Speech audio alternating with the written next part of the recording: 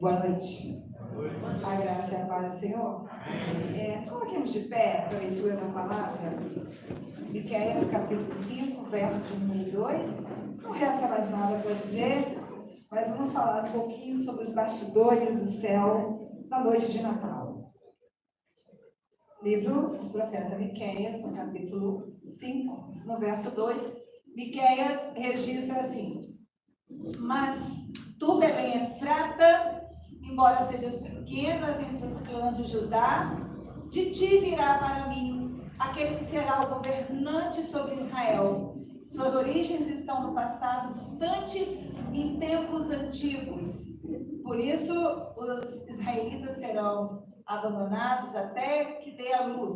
Aqui está em trabalho de parto. Então, o restante dos irmãos do governante voltarão para unir-se aos israelitas. Ele se estabelecerá e os pastoreará na força do Senhor, na majestade do nome do Senhor, o seu Deus. Eles viverão em segurança, pois a grandeza dele alcançará os confins da terra.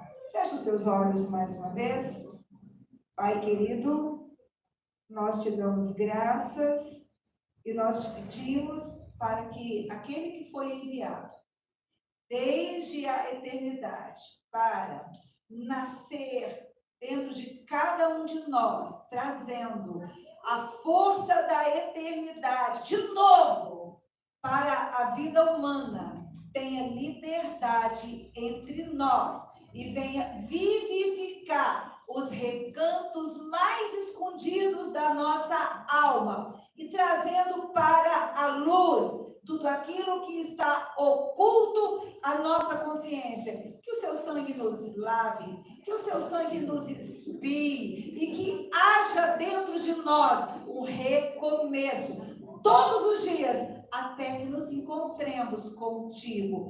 Pedimos que a luz do teu Espírito nos oriente, fique à vontade em nosso meio. Toda força contrária à tua presença seja repreendida e cancelada em nome de Jesus. E você que pode se assentar. Não tem jeito, mês de dezembro, somos obrigados a pensar no Natal.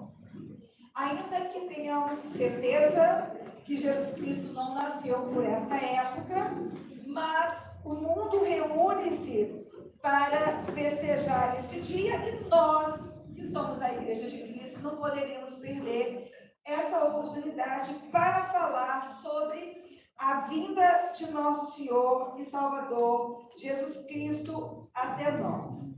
É uma época diferenciada. Eu acho que deveria ter pelo menos uns 5 dias de Natal durante o ano. Porque é um período em que as pessoas se vestem bem, todo mundo muito bonito. É um período em que os amigos vêm de longe. É um período em que as famílias se congregam em torno da mesa. E é um período em que a alma se torna aberta para boas lembranças. Mas quando nós falamos em Natal, nós falamos de uma promessa. E o profeta Miqueias, ele registra lá no versículo de número 2, assim: mas tu, Belém Efrata. Ele está falando da localidade de onde Jesus Cristo nasceria. E ele diz assim: embora sejas pequena entre os clãs de Judá, ele está falando sobre um tamanho geográfico e da importância social daquela cidade, que era pequena e quase invisível. E ele diz assim: de ti virá aquele que será o governante de Israel. Ou seja, de ti virá aquele que vai governar, aquele que vai reinar sobre todo o povo de Israel. Mas uma pergunta se faz: quem o enviou? E quando o profeta registra, de ti virá, a palavra já está nos dizendo que o Pai o está enviando. Jesus não veio por conta própria. Jesus foi enviado pelo próprio Pai para se tornar o Salvador de toda a terra. Tem pessoas que nessa época do ano se reportam mais a Jesus Cristo do que ao Pai. Faz diferenças entre as pessoas da Trindade. Tem pessoas que dizem assim, pastora, eu não sei, eu me sinto mais à vontade com Jesus. E outros assim, eu me sinto mais à vontade com o Espírito Santo. O Deus, o Pai, o grande eu sou. Eu tenho um pouco de inibição. Mas verdade é que na decisão sobre a salvação a nós chegar por intermédio do Filho, foi uma decisão, foi um consenso realizado por toda a Trindade. Toda a Trindade envia a Cristo. Deus, o Pai, determina, o Espírito gera no ventre de Maria e o Filho, obedientemente, aceita ser o agente da misericórdia de Deus, que arrebataria de uma vez por todas a vida humana dos grilhões da força da morte eterna, causada pelo pecado, purificando e libertando de uma vez por todas, de forma definitiva, o nosso ser da força da iniquidade e do poder de todo o mal. Tanto em Belém, quanto no Getsemane, quando ele sua sangue, quanto no Calvário, quanto no túmulo da ressurreição. Entender a razão para a qual ele é enviado. E quando Miquel diz assim, de ti sairá aquele que governará Israel. Fala de uma íntima comunhão que temos com a Trindade quando recebemos a salvação ofertada através do Senhor Jesus. O Natal, ele ressoa na terra como um dia feliz.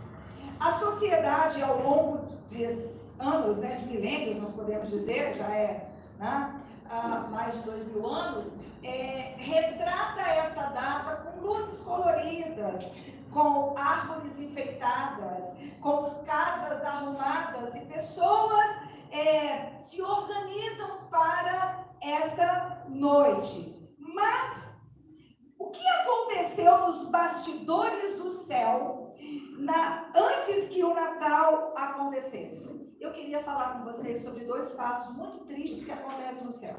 O primeiro, quando no reino de luz e de unidade absoluta acontece uma rebelião. Lúcifer se rebela junto com a terça parte dos anjos, fazendo com que Miguel o dissipasse para densas trevas. Foi um dia que marcou o céu. E a palavra diz que pelo sangue de Jesus Cristo, aprove ao Pai reconciliar consigo céus e terra. Ou seja, através do sangue derramado de Cristo na cruz do Calvário, não somente a terra é reconciliada, não somente o nosso coração é reconciliado, mas também a marca da rebelião e da divisão, ela é removida do céu para todo o céu. Mas o que acontece? Jesus Cristo é chamado e Jesus Cristo é convidado, a ele é dado a missão de deixar de ser Deus.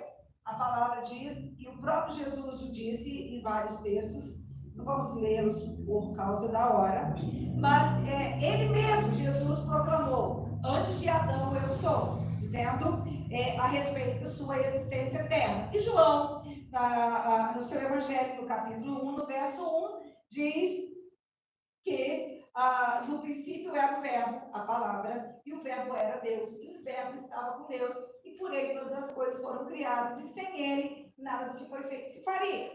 Então Jesus Cristo, ele tinha aparência de Deus, ele era um ente divino, ele era o Filho, a segunda pessoa da Trindade. Então ele tinha corpo de Deus, aparência de Deus, roupa de Deus, coroa de Deus, manto de Deus. E um dia o Pai o convoca e diz assim, nós temos um plano. O homem perdeu a sua eternidade, porque a morte que Adão trouxe até nós, através do pecado original, não é a morte física. é a morte eterna. Perdemos ali o direito de existir com Deus por toda a eternidade, razão para a qual nós fomos criados e planejados desde a eternidade. Então, Jesus Cristo começa a se despir. Aí começa os preparativos para o Natal. Você consegue imaginar? Na minha mente vem uma cena muito clara. Todos os anjos em torno dele. E ele diz, é o último momento de toda a eternidade. Porque desde a eternidade e eternidade eu estou aqui. E Jesus, ele é o bendito de Deus eternamente, amém. Ele é o sol do céu. Ele é a luz, ele é o esplendor de toda a eternidade. E ele diz assim, é a última vez que vocês me veem do jeito que eu sou. E nunca mais vocês me verão novamente. Porque eu estou abandonando por amor aqueles que perderam a sua eternidade em Adão, esta aparência. E eu estou abandonando essas roupas. E ele tira aquelas túnicas de luz. E ele tira aqueles sapatos de glória. E ele tira a sua coroa de magnífica grandeza, de brilhantes. E ele joga tudo de lado. Você consegue imaginar o céu se vendo sem Jesus? Você consegue imaginar os anjos dizendo, nunca mais veremos o Senhor, o Deus de toda criação, aquele que é a palavra de ordem que deu ordem de existência a tudo que existe até a nós. Nunca mais veremos dessa forma. Você imagina ele já completamente descaracterizado, dizendo assim, vou me vestir de roupa de carne, eu vou ter a aparência de judeu pobre, nascido lá em Belém, eu terei pele maltratada, cabelos sem muitos cuidados, eu terei roupas empobrecidas e usadas, e eu não terei mais essa beleza e esse esplendor. Você imagina? Já parou para pensar nisso? E de repente vem Jesus Cristo, sem túnica, sem coroa, sem manto, sem sapato glorioso, andando pelas ruas do céu, e a corte de anjos correndo atrás dele, servindo e perguntando, mas calma, o senhor não tem um último desejo? O que eu posso fazer? Deixa eu dar um último glória, deixa eu prestar uma última adoração. E de repente ouve-se uma voz, levantai-vos, ó portais eternos, levantai, ó portas, as vossas cabeças, porque de ti sairá o Rei da Glória.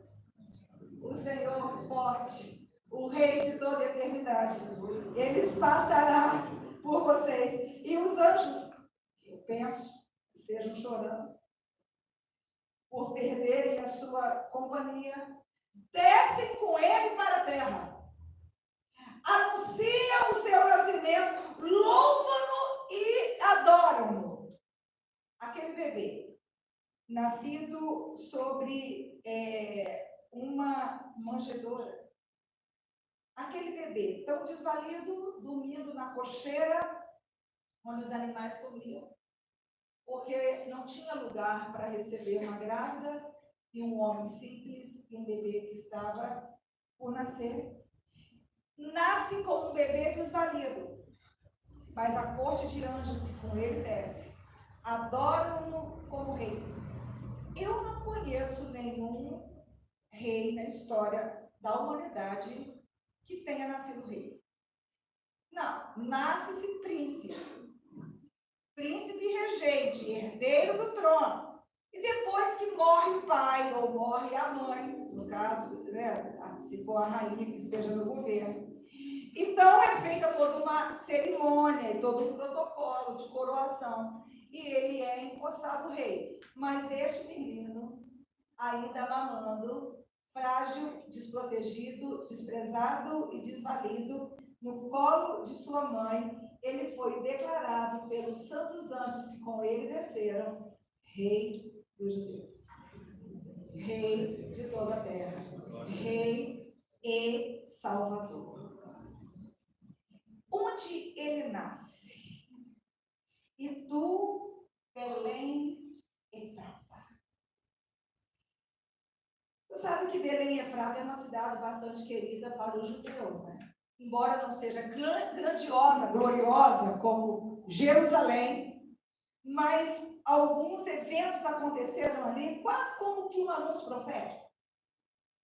Na estrada de Belém Efrata é sepultada Raquel, a esposa amada de Jacó. Ela morre de parto do seu último filho. Ela, antes de morrer, dá um nome para o menino, porque estava em profunda dor e agonia. E ela diz assim: este que nascerá, ele se chamará Benoni, que quer dizer filho da minha dor. Mas o pai Jacó intervém e diz: não. Ele se chamará Benjamim, filho da minha mão direita. Maria poderia chamá-lo Benoni. Inclusive, quando foi apresentado, Simeão disse que uma espada transpassaria a sua alma para que fosse revelado o coração de muitos. Mas o pai o chama Yeshua, Jesus, o Salvador de toda a terra. É em Belém Efrata que acontece um dos casamentos mais famosos da Bíblia. Ali se casa Ruth, uma gentia, de alma pura, com Boaz, um judeu, representando sobre quem Jesus Cristo também reinaria. Ele não seria só o rei dos judeus, mas ele seria o rei único de toda a terra. Pelas cidades, uma mulher chamada Noemi, que tinha recebido a alegria do Senhor, foi amada pelo Senhor, mas tomou decisões e foi para uma terra distante, e ela perdeu tudo. Ela disse: me chama mais Noemi, porque eu sou amargurada. E quando ela pensou que tudo tinha acabado, apegou-se a ela, esta moça, Ruth, que deu à luz a um filho que veio a ser o avô do rei Davi. Sim, agora o marco de maior importância deste lugar, Belém Efrata, nasce lá aquele que derrubaria gigantes, aquele que restauraria a glória de Israel, aquele que seria chamado um homem segundo o coração de Deus. E a gente precisa compreender para que esse menino nasce. Para que Jesus Cristo nasce? Não precisamos ir muito longe. Mas tu, Belém Efrata, embora sejas pequenas entre os clãs de Judá, de ti virá a mim aquele que será o governante de Israel. Ele nasce para governar Israel. E ele nasce em Belém Efrata. Belém, um nome de sentido duplo, significa casa de pão, mas também significa casa de guerra. Cristo deveria nascer na casa de pão. Ele mesmo diria, mais tarde, durante seu ministério terreno: eu sou o pão vivo que desceu do céu. Enquanto os antepassados se alimentavam do pão, do maná que desceu no deserto, aqueles que por ele seriam governados só poderiam se alimentar da sua carne e do seu sangue. Aqueles que seriam seus servos, mas não segundo a ordem de poder, mas não segundo as hierarquias deste mundo. Cristo seria recebido, mas vocês sabem que ele foi rejeitado pelos seus. A palavra diz muito claro: ele veio para buscar os que eram deles. Ele veio para reinar sobre Israel, mas eles o rejeitaram. Mas ele mesmo disse que nem todo aquele que nasce de Abraão é descendente de Abraão, dizendo sobre quem seria o verdadeiro Israel. Não o Israel por ordem de nascimento, não Israel segundo a carne, segundo a genealogia, mas só pertenceria a ele quem o amasse. Israel segundo a fé. Israel segundo aquele que se apropria da promessa do Pai. Então, para ser dele, não pode se alimentar do mundo. O mundo é corpo. O mundo é imundo. Para ser dele, a alma precisa se alimentar do pão cozido na agonia da sua dor, partido lá na cruz do Calvário. O sangue vertido entre lágrimas e suor, sentindo toda a agonia de uma dor que nós nunca sentimos, e eu espero que não venhamos sentir. Não é a dor física, ultrapassa em muito a dor física. E também não é a dor moral, porque você sabe que a crucificação, naquela época, né, os crucificados, eles eram crucificados nus. Essa imagem que você vê do crucifixo, com aquele paninho, é só para não ficar uma imagem forte. Os crucificados, eles eram surrados, açoitados, agredidos, nus. Então, você imagina, né? Ele assistido por uma multidão de mulheres, de crianças, de homens, sua mãe, né? E todas as mulheres que faziam parte do seu ministério. Ninguém me fala assim, olha, Nazareno, a gente vai te dar, né, um espacinho para você ir ao banheiro. Não teve isso. Então, muito se fala da dor física, é verdade, muito se fala da dor moral, é verdade, muito se fala da dor emocional, é verdade, muito se fala dos pavores naquele momento, né? A dor psíquica é normal também, mas a pior de todas as dores, a única que o faz gritar em agonia, é a separação do Pai, quando ele diz Eloi, Eloi, lama sabachthani. Deus meu, por que me desamparastes? Então, a gente precisa entender que Jesus nasce em Belém, casa de pão, mas também chamada casa de guerra. E o significado da palavra Belém é duplo. Casa de pão, para aqueles que o reconhecem. Casa de guerra, para aqueles que o negam, que o ignoram. Porque ele mesmo diz que ele seria uma pedra angular para aqueles que o desejariam. E ele também seria uma pedra de tropeço. Ele também seria uma espada de 2 gumes contra quem o rejeitaria. Você sabe que no livro de Apocalipse tem um capítulo especial. E nesse capítulo retrata-se a ira do Cordeiro. Por quê? Porque haverá um momento na eternidade, antes do fim de todas as coisas, para a manifestação da ira do Cordeiro. Por quê, pastora? Porque Jesus Cristo, ele se despe das suas vestes, ele abre mão de uma imagem e de uma aparência eterna, gloriosa. Ele se reduz à aparência de um homem pobre, de um carpinteiro. Ele se entrega à morte, e morte de cruz, para morrer em agonia, para que ele pudesse reinar sobre os nossos corações. O apóstolo Paulo fala que quem o rejeita será tido pelo Pai como indesculpável. E tu, Belém, Efrata. E tu, Belém, Efrata. Efrata é o antigo nome de Belém. Os judeus gostavam de falar o sobrenome da cidade. Tu, Belém, falava o nome antigo. Já viu esses lugares que troca-se o nome? Fala, e tu, lugar que antes era aquele lugar, e tu, Belém, e tu, Efrata. Efrata fala de fecundidade e de prosperidade. Quando você vê o salmista dizendo, aquele que tem o Senhor é como árvore frutífera plantada junto a correntes de águas, que dá o seu fruto na estação certa e tudo quanto faz prosperará. E às vezes nós enfrentamos essas estações na nossa vida. Você acha que sempre foi assim? Não. Isso é por causa do nascimento do Salvador. Isso é por causa do trabalho realizado por Jesus Cristo em nosso favor. Ou ele vai enriquecer o solo dos nossos corações, para que possamos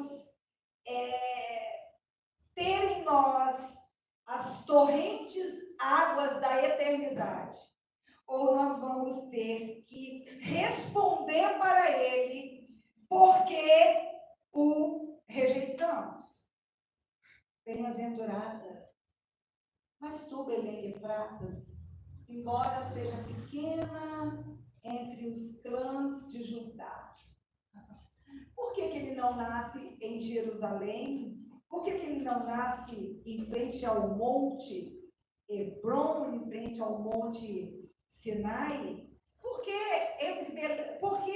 em Belém Efrata, tão pequena entre as famílias de Judá?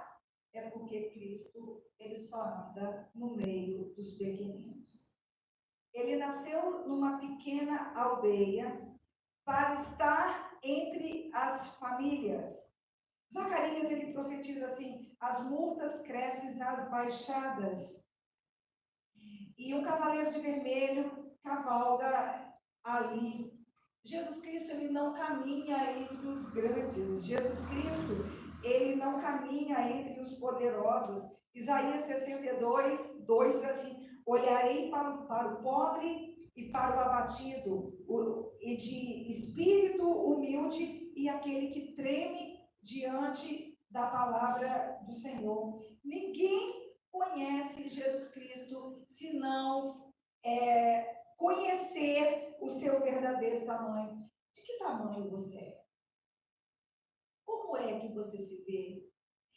Nesta época em que o mundo para falar sobre Natal, ele tem governado sobre você?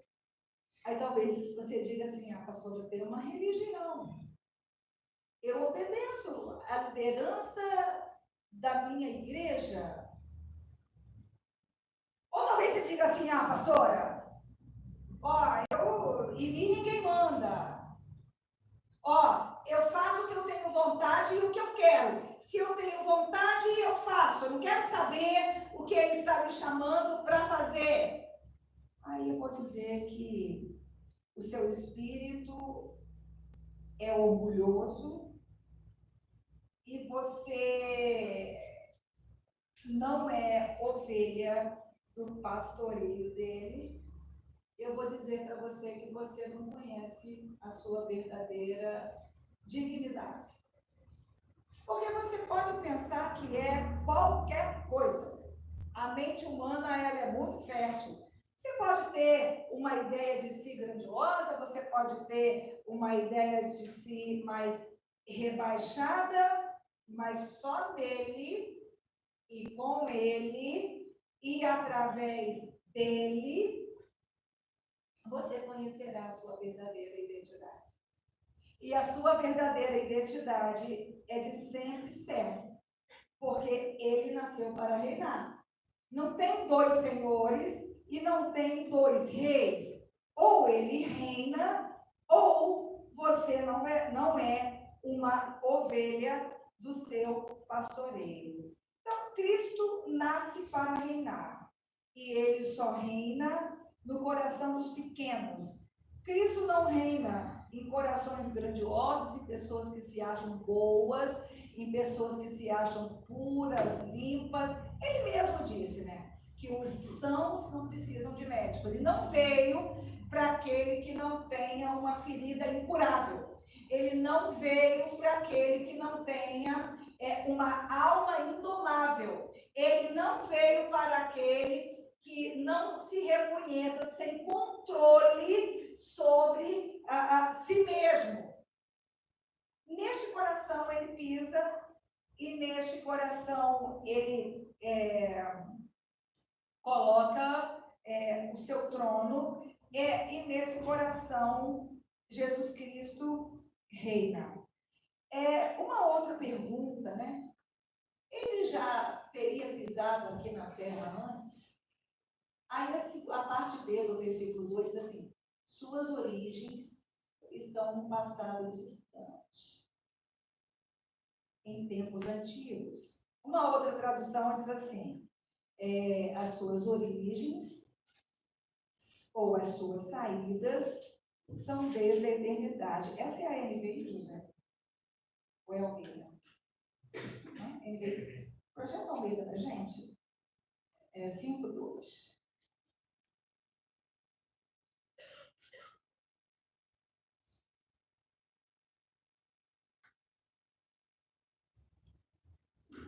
E tu, Belém, Efrata, posto pequena entre os milhares de Judá, de ti sairá o que governará em Israel, e cujas saídas são desde os tempos antigos, desde os dias da eternidade.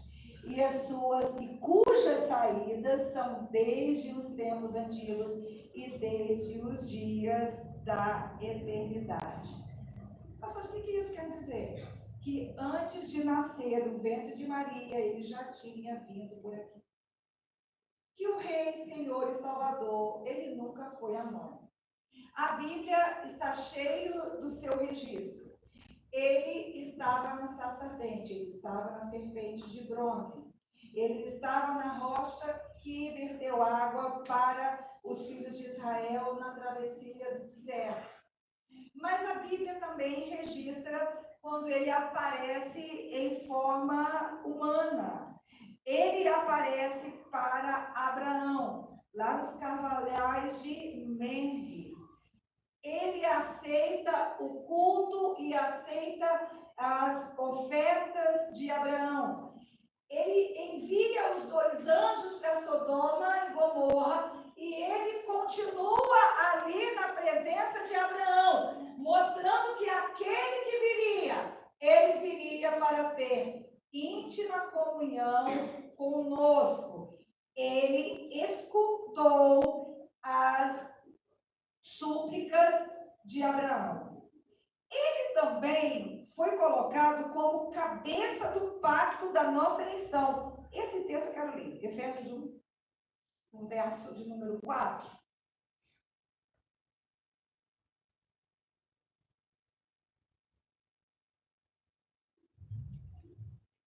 Diz assim: como também nos elegeu nele, presta atenção, antes da fundação do mundo, para que fôssemos santos e irrepreensíveis diante dele em amor.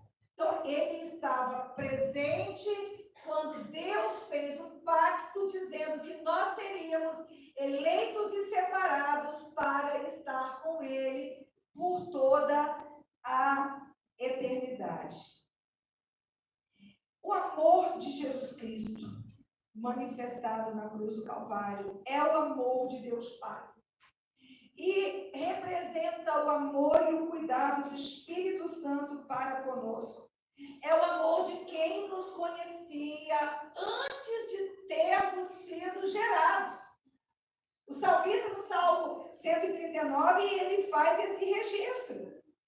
Antes de sermos gerados, antes de nós sabermos quem nós éramos, ele já sabia. E ele já havia nos escolhido. E ele já havia nos predestinado para estar aqui e para ser governados, dirigidos pela luz da sua presença. Pastora, o que isso nos traz? A certeza de se ele veio de tão longe e ele veio de tão distante e teve tempo suficiente para saber quem nós somos. Ele tem um amor suficiente para lidar com todas as nossas fraquezas, porque ele nunca nos perderá. Você tem essa convicção? É por isso que Paulo disse, cheio de convicção: nada me separará do amor de Deus que está em Jesus Cristo, nosso Senhor. Seu amor por nós é desde os tempos passados. Gênesis 32 relata a história de Jacó lá no vale de Jaboque. Quando Jacó estava passando por uma intensa luta, e ele luta a noite toda, e no final ele percebe que foi transformado por aquela presença. Quem era? Quem era o anjo que lutou com Jacó lá no vale de Jaboque, transformando e modificando a sua identidade? Ele veio para governar sobre você. Jesus Cristo não governa sobre maldades, venenos. Jesus Cristo não governa sobre tramas, invejas e picuinhas. Então, significa que ele vai e tem poder para mudar o seu ser. É por isso que ele mesmo disse para Nicodemos, quando ele perguntou para ele em secreto, pai, o que eu devo fazer para herdar a vida eterna? Ele disse assim, verdade, verdade te digo, que aquele que não nascer de novo não herdará a vida eterna. Josué 5 registra o anjo do Senhor que aparece para Josué antes que ele inicie a sua guerra contra os cananeus. E Daniel capítulo 3, ele é o quarto homem que se apresenta dentro de uma fornalha quando 3 homens, Sadraque, Mesaque e Abednego, oferecem uma resistência para não se dobrarem diante de outro Deus. Ele é o Deus que nasce em Belém Efrata, mas as suas saídas, elas são desde a eternidade. Não. Mas não pense que você o verá só porque faz parte de uma igreja. Não pense que você o verá só porque você tem uma boa conduta ética. Não, ele não veio para isso. Pastora Cris, quando é que nós conseguiremos ver o Senhor? Quando você se colocar na direção para onde Ele está te levando. Qual a primeira direção que Ele leva à igreja? Você vai repetir comigo para você gravar. Intercessão. Intercessão. Uma pergunta, você ora? Você ora por você? Você ora pelo próximo? Você ora pela salvação dos perdidos? Você ora pela obra do Senhor? Não, porque se você comprar uma batalha de intercessão, você o conhecerá. Ele descerá em seu favor. Abraão ouviu na figura do anjo. Quando intercedia, ele teve tempo de interceder por Ló. Josué estava envolvido numa luta. Segunda característica daquele que é guiado por ele. Você sabia que ele vai te guiar para fortes batalhas? Nós vivemos uma igreja apática. Uma igreja arrumada de salto alto, sabe? Uma igreja que não arregaça as mangas, uma igreja que não corre, uma igreja que não luta, uma igreja que não resiste. Se você não está envolvido nas lutas, e essa luta, ela é interna e ela é externa. E são lutas travadas. Ontem, eu tinha que travar uma luta, uma guerra, e tinha que ser ontem. E aí, falaram assim, mãe, vamos amanhã. Está tarde. Já passava das 10. Eu falei, não. O céu me disse que é hoje. Então tem que ser hoje. Mãe, a gente vai chegar meia-noite. Tá bom? Nós chegamos meia-noite. Mas algo foi mudado para sempre. Por quê? Porque as lutas travadas sob a direção dele trazem vitórias que não chegariam de nenhum outro jeito. Uma igreja que não intercede, uma igreja que não luta, uma igreja que não oferece resistência. Sadraque, Mesaque e Abednego, foi dada uma ordem que ao soar, eles deveriam se curvar junto com todos os outros, diante da grande estátua, disseram do rei. Tem 3 ali que a trombeta toca 1 e toca 2, e eles não se dobram, e foram comunicados, mas eles disseram que não vão se dobrar. Resistência. Sua alma tem resistido aos apelos da carne, Sua alma tem resistido aos apelos do mundo? Eu queria que você repetisse comigo assim, para nós encerrarmos. O Senhor Jesus, cujas saídas são desde a eternidade, marcou lugares específicos para se encontrar comigo. Tem lugar no seu coração para Ele? Tem lugar? Ele é Rei e Senhor. Tem lugar no seu coração para Ele? Porque se houver lugar, Ele entra. E Ele é o único que livra a alma humana da força da obscuridade. Ele é o único que tem poder para livrar a alma humana da força da ilusão. Sabe o que é ilusão? Parece que vale a pena, parece que faz sentido, parece que é bom para mim, e no final é destruição, escuridão e fogo. Isso é ilusão. Tem gente que vai assim, pastora, não acredito no demônio. Não precisa acreditar. Pastora, eu não acredito que assim, o mal, claro, tem pessoas más, mas que tem uma força, né? Um ente. Não precisa acreditar.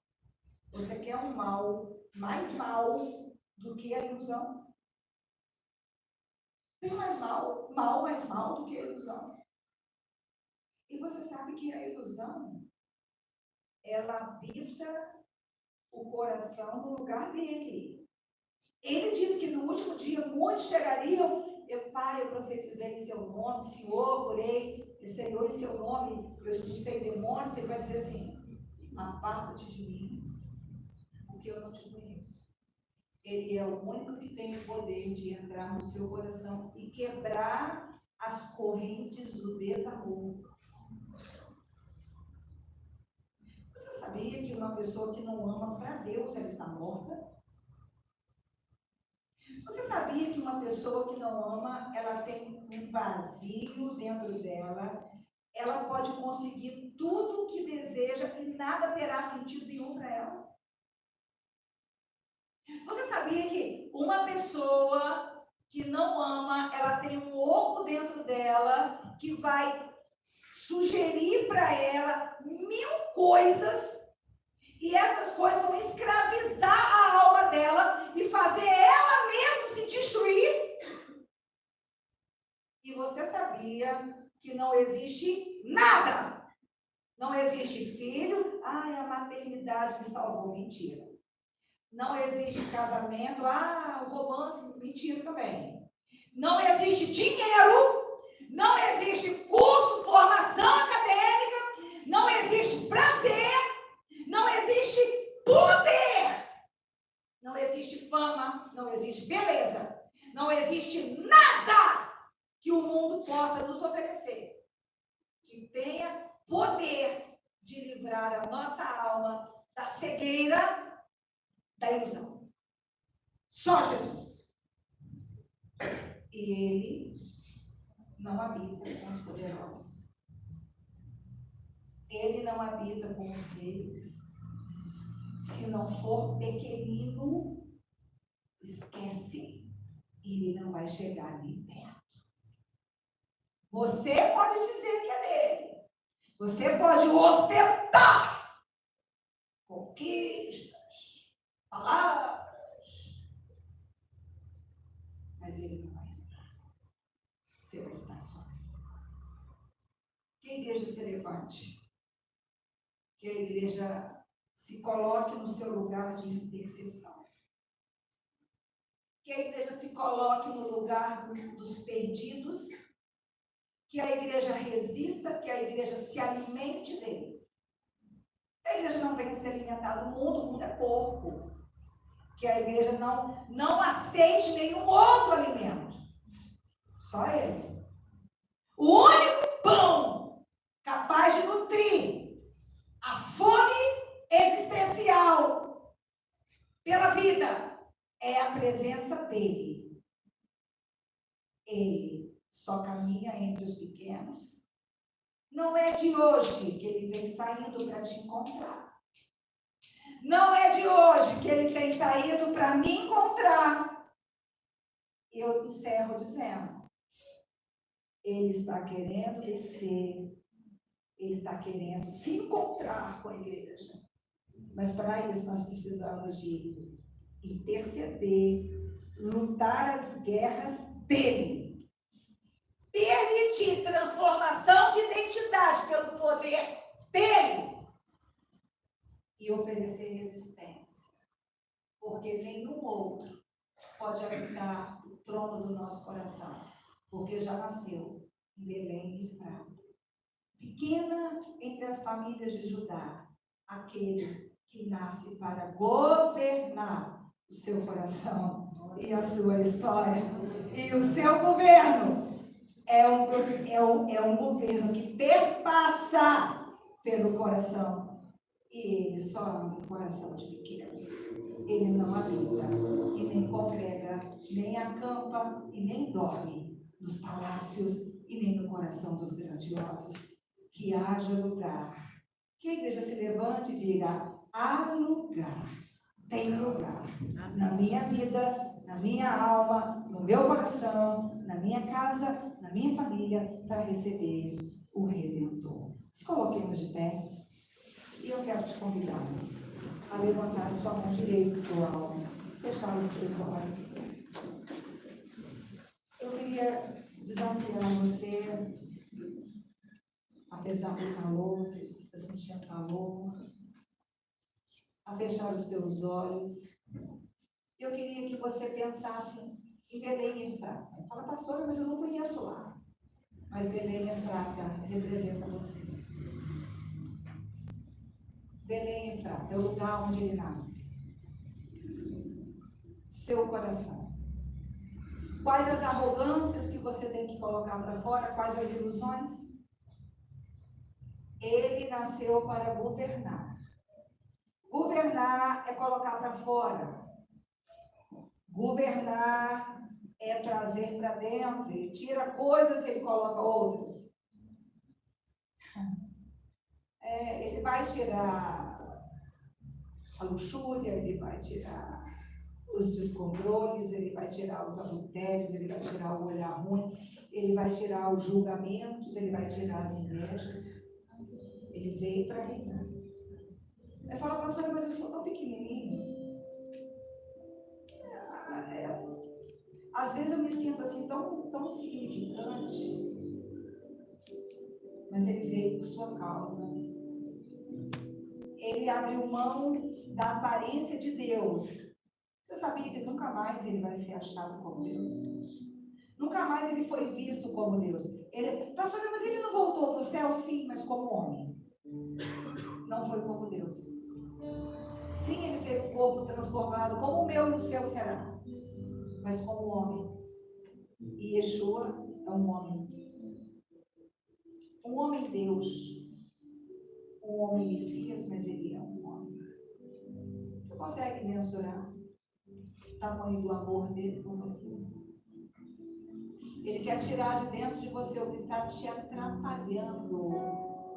Quais as dúvidas a respeito dele? Está te atrapalhando, está te matando. Hoje eu queria pedir por dúvidas a respeito dele. Talvez você fale assim, não, mas é por causa da igreja. É que eu não gosto dessa igreja, que eu gosto daquela igreja. Mas peraí, ele não tem várias igrejas, ele tem um corpo. Você entendeu isso? Não é por placa e nem por denominação. É por coração. Ou ele pisa no teu coração. Eu queria desafiar você a entregar o domínio do seu coração. Eu queria desafiar você a entregar o domínio da sua vida.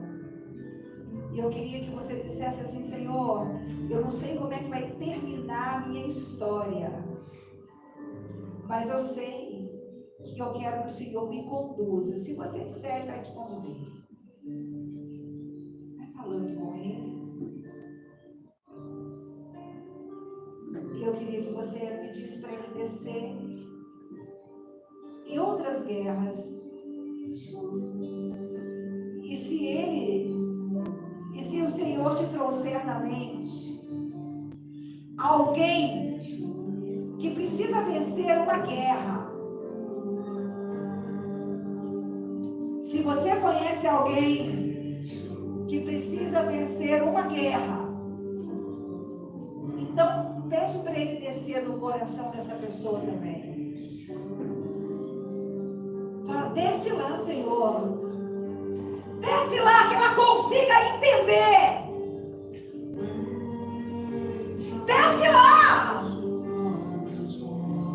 Porque o Senhor falou que ia descer. E o Senhor desceu. Belém Efrata é conhecida no mundo todo. Mas não é porque Davi nasceu lá. É porque o rei de toda a terra nasceu lá. Fala com ele, nasce dentro do meu coração. Eu queria que você apresentasse o ano de 2024, que está chegando. E eu vou dizer para você, não será um ano fácil. Eu não tenho como pedir para você. Não será um ano fácil. Se ele não tiver no comando. Queridos, quantos ficaram na pandemia?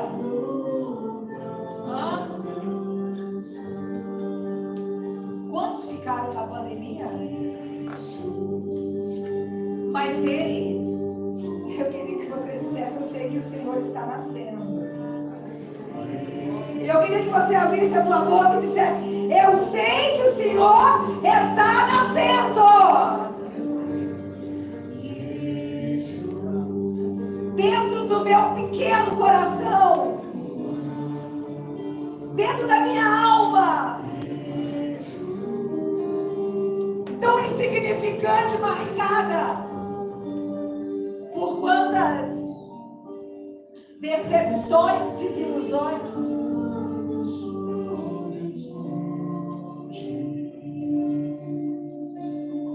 manietada, né? Pessoas amarradas na alma, não conseguem estender as mãos. Crentes de mãos amarradas, não conseguem estender as mãos.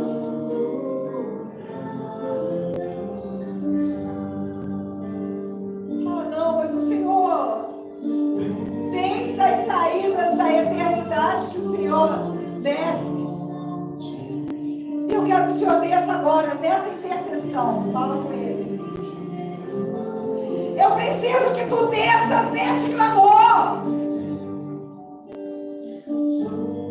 Porque eu tenho levantado a tua palavra como um escudo. É forte. Levanta a palavra dele como um escudo. E se você sentir dentro da tua alma, diga, hoje vai ter salvação dentro da minha casa.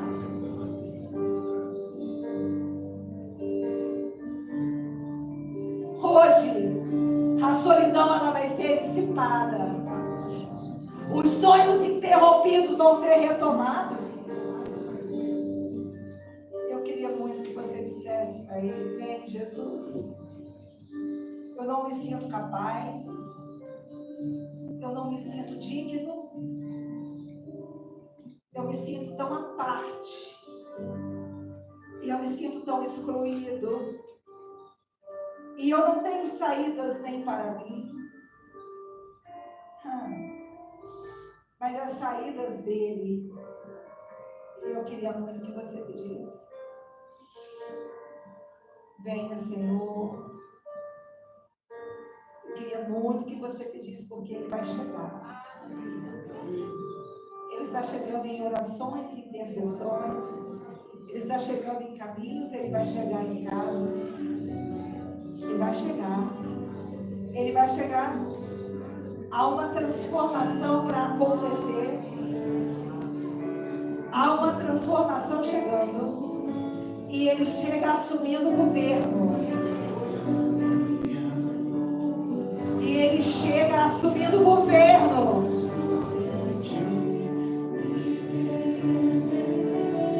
Eu preciso encerrar a reunião. Mas eu preciso que você abra a sua boca. Na presença dele. Na presença dele. Agora você descobriu que ele veio por sua causa. Ele veio por sua causa. Você não o pegou de surpresa.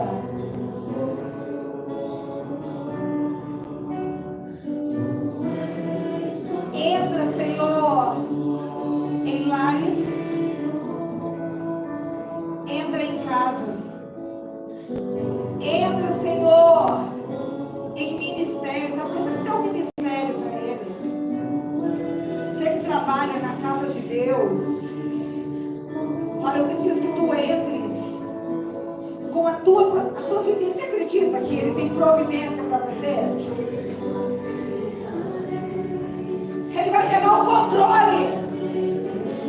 Se ele pegar o controle do teu coração, ele vai controlar toda a tua vida. Ele vai controlar a tua existência. E ele vai controlar a tua história.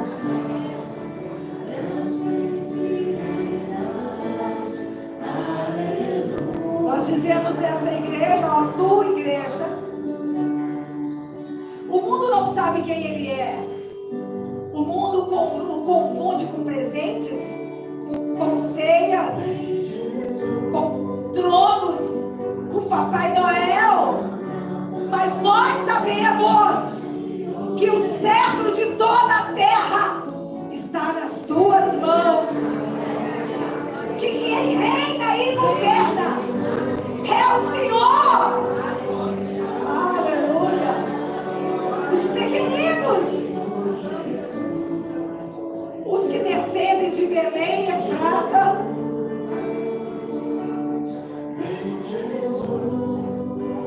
aleluia.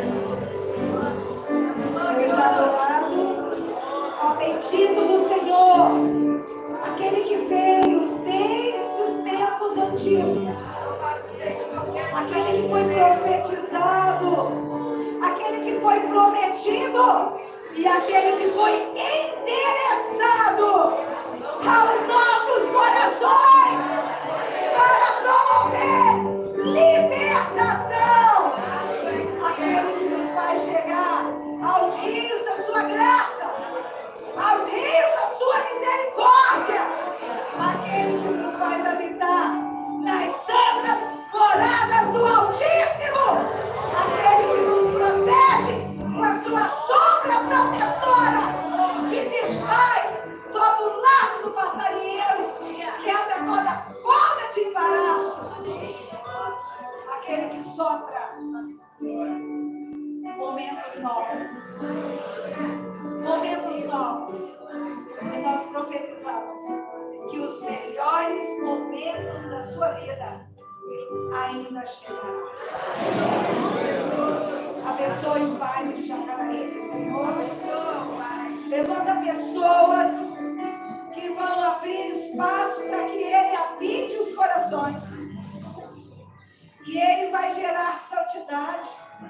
E essa santidade vai promover um impacto nas regiões celestiais. Eu queria que você entendesse isso. Eu queria que você profetizasse, Senhor, para pessoas da tua igreja que vão abrir espaço no coração. E Ele vai trazer o governo da santidade. E essa santidade vai mudar tudo. E nós cremos que a violência desse bairro vai diminuir. Famílias vão ser alcançadas. Os jovens vão parar de morrer. As pessoas vão se levantar com oportunidades. E elas conhecerão o seu valor. Que o Senhor te abençoe de guarda. Faça resplandecer a luz do seu rosto sobre você. E tenha misericórdia de você. Que o Senhor levante sobre você o seu rosto e te dê a paz. Desejamos a todos vocês um feliz Natal. Cumprimente a pessoa que está do seu lado. E você que nos visita, seja muito bem-vindo.